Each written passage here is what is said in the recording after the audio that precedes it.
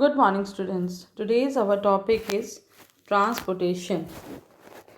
In class 9th, we have already studied about blood. You know that? A fluid connective tissue. So before starting this topic in class 10th, let us revise few of the questions because we have already studied about the blood. Like my first question is, my first question is what is blood? Able to see? सो अगर आपको answer आता है तो आप भी अपना answer लिख सकते हो, but I am just revising it. What is blood? It is an opaque mobile fluid connective tissue. That is the definition of blood. Then number 2, right composition of blood. When we are talking about composition, so blood consists of a watery fluid called plasma, which is 55%, containing certain floating bodies termed as, it includes blood cells or Cobb cells, which is RBC, we call it as erythrocytes, WBC, leukocytes, then platelets, thrombocytes, and this is about 45% in the blood. So that is about the composition of blood. You can write it with the help of some book also. Now, third question is, which is the most abundant cell in the human body? When we are talking about most abundant cell, we know that obviously RBC is the most abundant cell in the human body. Then, question number 4. Nucleus is absent in RBC, but write one exception. So, one exception is camel. In case of animal, it is camel, where the nucleus mostly biconcave and circular, but enucleated, we generally say, but except camel RBC is having nucleus. Then next is lifespan of RBC. So lifespan of RBC is 120 days. Many of you must be knowing also. Then function of blood. So when we are talking about functions, so collectively you can write the function of RBC, WBC, platelets. तो आपका answer तैयार हो जाएगा, इसको आप लिख लोगे. Then what is hemoglobin? When we are talking about hemoglobin, it is a conjugated protein made up of a protein called globin and a non-protein group called heme. Okay, I am repeating. It is conjugated protein made up of a protein called globin and non-protein group called heme. Okay, hemoglobin actually carries oxygen and also carbon dioxide. Its role is to carry oxygen basically and carbon dioxide. Okay, so that is number 7. What is hemoglobin? Then number 8, I have given you less amount of hemoglobin leads to. So you must be knowing from childhood, आप इसको पढ़ते आ रहे हो, that less amount of hemoglobin leads to anemia. Okay, so question number 8 over. Then what is hemolysis? Hemolysis में भी आपने सुना हो, अगर सुना है तो ठीक है, नहीं सुना है तो hemolysis is the destruction of RBC with release of hemoglobin into plasma is called hemolysis. Okay, repeating, I am the destruction of RBC with release of hemoglobin into plasma is called hemolysis. Okay, we call it as, basically it happened in a disease that is jaundice.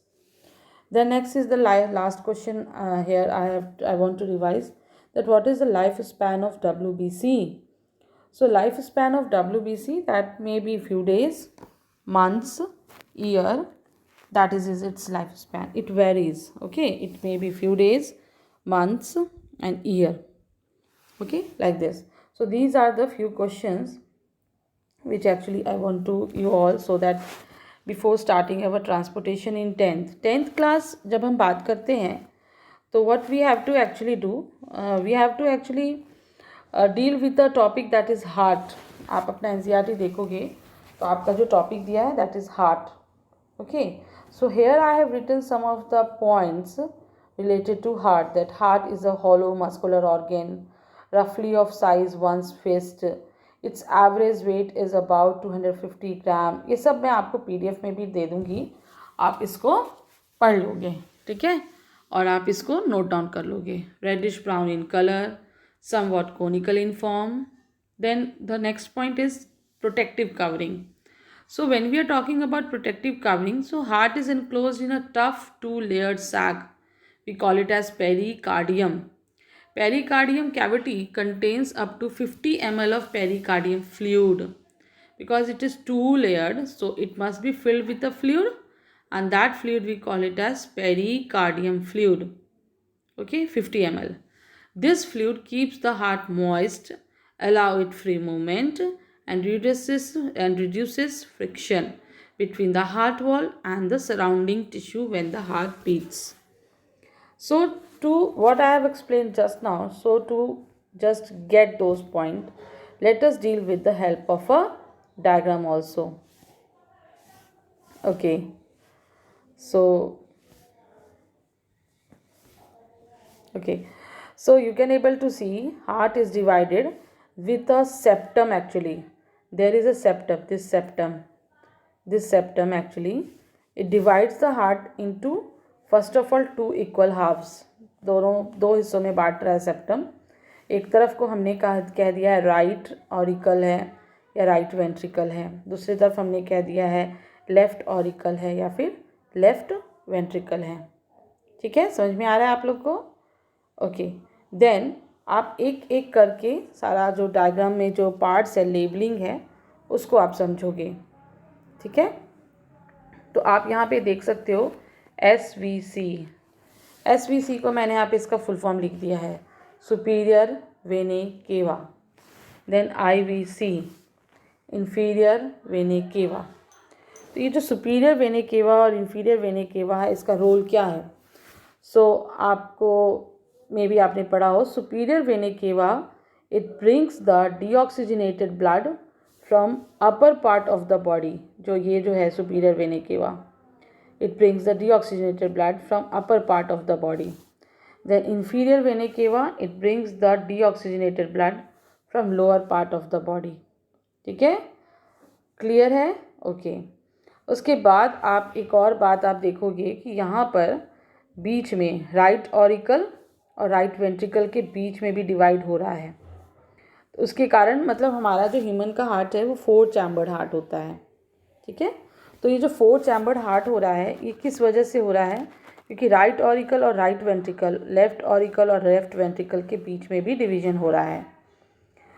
तो वहाँ पर valve present है. मैंने वहाँ पे valve का नाम दिया है. देखो, आप ध्यान से देखोगे, एक तरफ जो है ये जो है बाइकस्पिड वॉल्व है और एक तरफ जो है वो है ट्राइकस्पिड वॉल्व है. ठीक है, तो बाइकस्पिड और ट्राइकस्पिड वॉल्व को अगर हम देखें कि किधर प्रेजेंट है, किस तरफ प्रेजेंट है, तो आप ध्यान दोगे tricuspid valves are present between the right auricle and the right ventricle. Okay, tricuspid valve. And bicuspid valves are present between the left auricle and the left ventricle. ठीक है, क्लियर है ये आपको? देखो यहाँ पे मैंने इसका पूरा आपको नोट्स दिया हुआ है. एक्सटर्नल स्ट्रक्चर, आपको कहीं पे भी जो भी मैंने अभी पॉइंट्स बोले, अगर आपका मिस हो जाएगा तो आप उन पॉइंट्स को यहाँ से रीड करके आप उसको समझ सकते हो. ठीक है, एक एक पॉइंट मैंने यहाँ पे क्लियर किया हुआ है. Role of valves in heart, और यहाँ पे SAN के बारे में मैं आपसे बात करूँगी बाद में एक और डायग्राम के थ्रू. अभी हम पहले समझ लेते हैं स्ट्रक्चर को जो हम समझ रहे थे. फिर से एक बार डायग्राम के पास आ रहे हैं हम लोग. ठीक है, डायग्राम में यहाँ पर एक और देखो, एक और यहाँ पर आप फील कर सकते हो, देख सकते हो. एक और है यहाँ पर ये वाला पार्ट, आयोटा आप देख रहे हो. ठीक है, तो आयोटा जो है it is actually coming from this left ventricle. This aorta is coming and this aorta is actually the big artery. It distributes the oxygenated blood to whole body. यहाँ से देखो आप, यहाँ से ये कम्युनिकेट होता है इस तरह से, ये पूरे बॉडी में, हमारे पूरे बॉडी को कम्युनिकेट करता है ऑक्सीजनेटेड ब्लड को. ठीक है, उसके बाद आप एक और देख सकते हो, यहाँ पे पल्मोनरी आर्टरी भी है। पल्मोनरी आर्टरी यहाँ आप देख रहे हो, ठीक है। तो पल्मोनरी आर्टरी का अगर आप देखो तो ओरिजिन कहाँ से हो रहा है, राइट वेंट्रिकल से हो रहा है। तो राइट वेंट्रिकल से जो भी डीऑक्सीजनेटेड ब्लड है वो पल्मोनरी आर्टरी के थ्रू होते हुए वो दोनों साइड आपका लंग्स में जा रहा है for the process of purification. ठीक है, क्लियर है वो आपको? ठीक है, अभी हम एक और चीज़ समझेंगे। यहाँ पर ये मैंने दिखाया आपको, ये मस्कुलर वॉल्व है, ये मस्कुलर वॉल है, ठीक है। और आप देख सकते हो पेरिकार्डियम का डबल लेयर्ड आप में स्ट्रक्चर देख सकते हो, ठीक है। हाँ, एक चीज़ और मैंने यहाँ पे मिस किया हुआ है, वो देखो पल्मोनरी वेन। पल्मोनरी वेन आप देख रहे हो, पल्मोनरी वेन। पल्मोनरी वेन का क्या रोल है यहाँ पे? टोटल 1 2 3 4 है पल्मोनरी वेन। ये पल्मोनरी वेन क्या करते हैं? It brings the oxygenated blood from lungs to the heart. ठीक है, क्लियर है आपको? अभी कोई पॉइंट आपका बचा तो नहीं है स्ट्रक्चर में एक्सप्लेन करने के लिए? आई होप ये आपको क्लियर हो गया होगा। और मैंने जैसा कि इसका मैंने आपको पहले ही कहा है कि मैंने इसका आपका जो थियोरेटिकल पार्ट है वो यहाँ पे दिया हुआ है, आप इससे पढ़ कर के भी समझ सकते हो। यहाँ पे मैंने एक चीज़ और देखो, आप ध्यान दोगे, मैंने यहाँ पे ना कस्प को ड्रॉ किया है, ये आप देख सकते हो, ये वाला ट्राइकस्पिड वॉल्व। जब हम बात करते हैं ना ट्राइकस्पिड वॉल्व की, ठीक है। और यहाँ पर मैंने आपको बात किया बाइकस्पिड, तो 2 कस्प बनाया है यहाँ पे, 1 2 3 कस्प बनाया है, यहाँ पे 1 और 2 कस्प बनाया है। तो ये स्ट्रक्चर को समझाया है। अच्छा, और एक और वॉल्व है जो कि प्रेजेंट है, जिसको हम लोग कहते हैं semi lunar valve. Semi lunar valve का अगर आपने लोकेशन देखा होगा तो फिर से आप एक बार डायग्राम में देखो, ये देखो डायग्राम में आप सेमी लूनर वॉल्व जो है ये देखो यहाँ पर, ठीक है। यहाँ पर ये देखो सेमी लूनर वॉल्व। ये सेमी लूनर वॉल्व जो है वो कहाँ प्रेजेंट है? ये आपका पल्मोनरी आर्टरी जो है, ये वाला हिस्सा जो है इसमें प्रेजेंट है, और इधर से जो एओर्टा जा रहा है इसमें प्रेजेंट है। दोनों में ही जो वॉल्व है जो कि प्रेजेंट है उसका नाम है सेमी लूनर वॉल्व। तो अभी तक तो हमने स्ट्रक्चर को पढ़ा कि कैसे स्ट्रक्चर है, क्या क्या स्ट्रक्चर से हार्ट में। आई होप आपको ये क्लियर हुआ होगा, ठीक है। तो इसको हम लोग नेक्स्ट क्लास में, मतलब नेक्स्ट मेरे जो वीडियो है उसमें फिर से एक बार मैं रिवाइज भी करूँगी आपको, so don't worry about that, okay.